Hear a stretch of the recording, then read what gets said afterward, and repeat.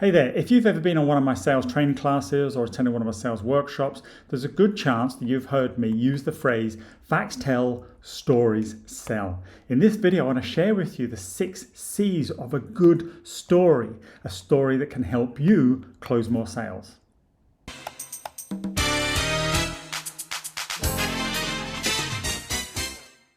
Hey there, welcome to 4-Minute Friday with me, Brian Conway from 𝙎𝙼𝙾𝙎. If you haven't joined me before, it's where I take a few minutes on a Friday to share with you a strategy or tactic that will help you make more sales. And this week I want to talk about storytelling.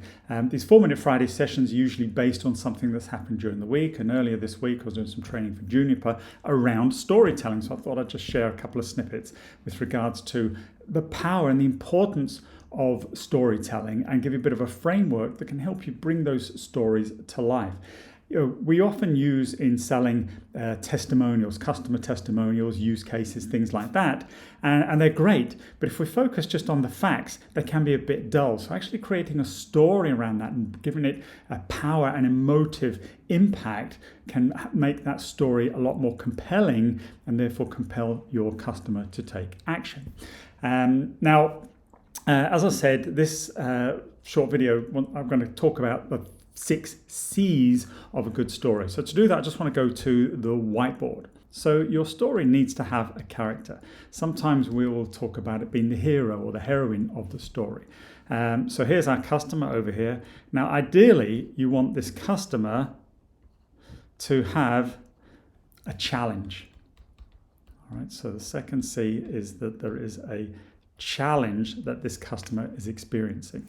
And what we're going to be talking about is really the journey from where they are to where they want to get to. So over this side, we have our customer, okay, kind of jumping for joy now because they've achieved their particular outcome. So this is what I call the craving.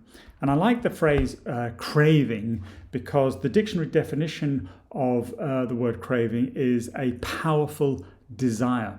And that's the key. It's got to be a powerful compulsion for the customer, this character, to get from point A, the challenge, their pain point, their current state, these are some of the phrases we use, to what they're, the outcome that they're trying to achieve, that kind of future state, or the gain as we sometimes call it.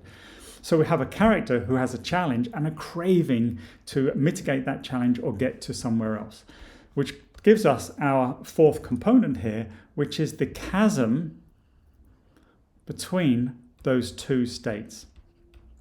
Okay? And your story primarily is going to talk about how they crossed that chasm. So the crossing.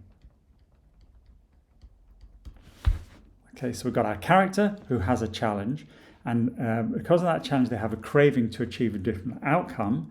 There is a big chasm between those 2 points, and what the solution that we provide does for them is help them cross that chasm. In fact, there was a very good book written in the early 90s called Crossing the Chasm. It was probably one of the first books came to market specifically around selling technology and how to sell technology solutions to what's called mainstream customers, I think was the sort of subtitle of the book. I think it's been rewritten now and it's selling disruptive services and products, of which technology sometimes still can be. So these are 5 of the main components that make up a good story.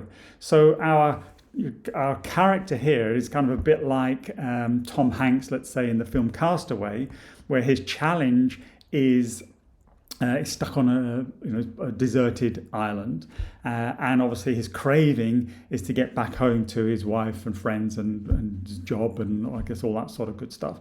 And the chasm is the sea, and part of that chasm as well, I suppose, is his survivability, because he's obviously got to try and survive on the island as well as kind of try and get off it. So that's his chasm, and then obviously the main story is his journey from being stuck on this island, surviving, and then getting off the island and back to his family. Now, the last C I want to mention, which really can bring a story to life here, is using comparisons. Comparisons, analogies, metaphors, similes, things like that can really help bring a story to life. So, for example, in just explaining these components, I said it's kind of like Tom Hanks stuck on an island, in the film Castaway. So I'm giving you a comparison to kind of bring this storytelling process to life, because that's a film that probably many people would have seen.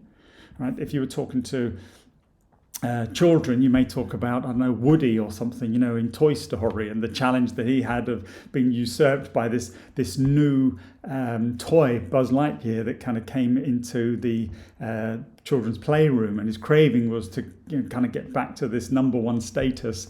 And of course, then there's all the things that happen in between those kind of 2 points. This character over here could be. Think of another movie, Luke Skywalker, okay?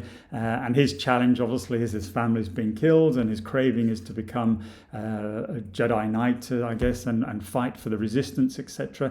So that and there's a bit of a chasm, obviously, that he's got to cross, and he meets Han Solo and all that sort of good stuff. But the majority of the story is about that journey, the crossing from where he is as a farmer's son to becoming a leader of the Resistance. So you will see this story used this framework, I should say, used time and time again in stories and in films and movies and that sort of stuff, because it works. So you need to have a character who has a challenge, a craving to achieve a different outcome, a chasm which they have to cross, and then to bring that story to life, use comparisons. So if you're talking about a network, perhaps in a network that's having a lot of outages, and the customer's telling you that what happens is when more and more users get onto the network falls over. So if I was using that as a story that I was telling a new customer about who had a similar challenge, I don't want to talk about the fact that the network port capacity or the bandwidth or the throughput or the ASICs or whatever, I didn't have enough capacity, because that kind of gets a little bit dull. So I want to sort of bring it to life. So again, I might use a comparison and say, so it's a bit like at home when you plug in an extension lead, and you start plugging multiple electrical devices into that extension lead, and eventually it overloads the electrical network at home and the circuit breaker pops. Well, this is, kind of what was happening to this customer as part of the story that you're selling. So you're bringing it to life. You're making it real, and giving those comparisons to real life situations, and that's what makes a story more stickable, more relatable, and more engaging for your audience. So think about those 6 components: a character who has a challenge, a craving for a different outcome, a chasm that they've got to cross, and then use comparisons to bring those elements of the story to life, and you will have a lot more impact with your customer, build a lot more rapport, get a lot more engagement from them, and demonstrate the value of your solution in the form of a story, rather than just kind of the boring facts and features and functionality of what the products or service that you sell actually does.